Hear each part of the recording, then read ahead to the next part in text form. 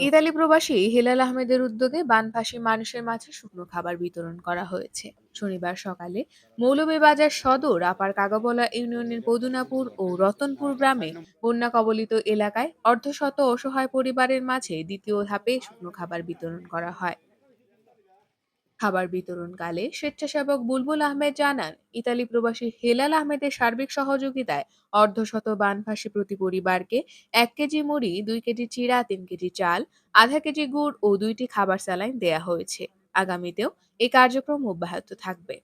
হেলাল আহমেদের পরিবারটা এমন এক পরিবার, দানশীল পরিবার। খুব মানে এই যে বন্যা হয়েছে, বন্যা নাই সব সময়ই মনে করলেন ঈদে এই রমজান মাসে সব সময় মানুষের পাশে গিয়া সাহায্য পায়।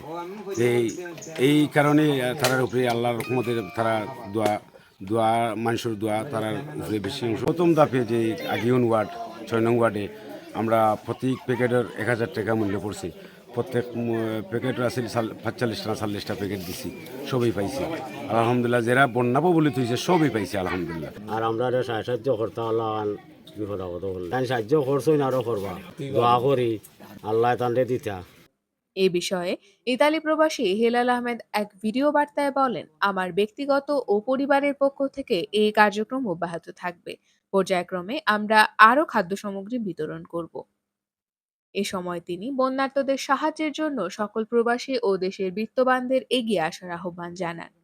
এর আগে বৃহস্পতিবার 50টি বন্যা কবলিত পরিবারের মাঝে খাদ্য সামগ্রী বিতরণ করা এটা হয়। বেশি ভালো মানে বেশি অনেক সাহায্য হয়েছে।